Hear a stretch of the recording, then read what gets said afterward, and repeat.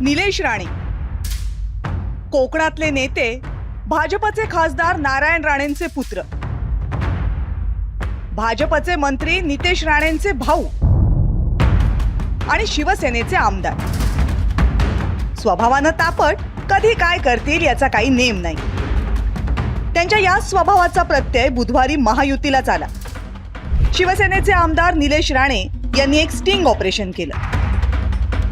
तेही कुठे, तर महायुतीमध्ये त्यांच्या सोबत असलेल्या भाजपचे नेते विजय केनवडेकर यांच्या घरामध्ये. हातात मोबाईल घेऊन निलेश केनवडेकरांच्या घरात शिरले.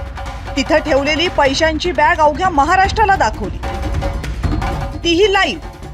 या बॅगेतले 20 ते 25 लाख रुपये मालवण नगर परिषद निवडणुकी अगोदर मतदारांना वाटण्यासाठी आणले आणि भाजपचे प्रदेशाध्यक्ष रवींद्र चव्हाण यांनीच हे पैसे केनवडेकरांना दिलेत असे थेट आरोप निलेश राणेंनी केले. 20-25 लाख असलेली एक बॅग मिळाली पैशाची. त्याच्यामध्ये साधारण मला वाटतं बघून 20 ते 25 लाख रुपये असावे. हे विजय केनवडेकर यांच्या घरी हे पैसे काय करतायत हा माझा सवाल होता त्यांना. त्याचं काही ते उत्तर देऊ शकले नाही.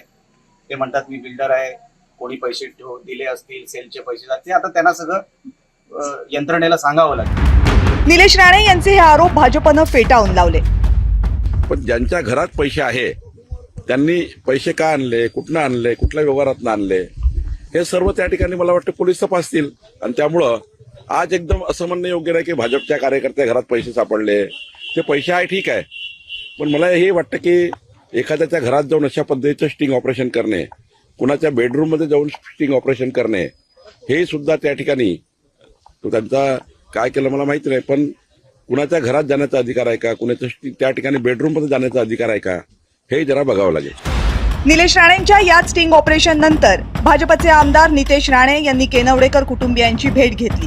पण त्यानंतर प्रतिक्रिया मात्र अगदी सावधच दिली.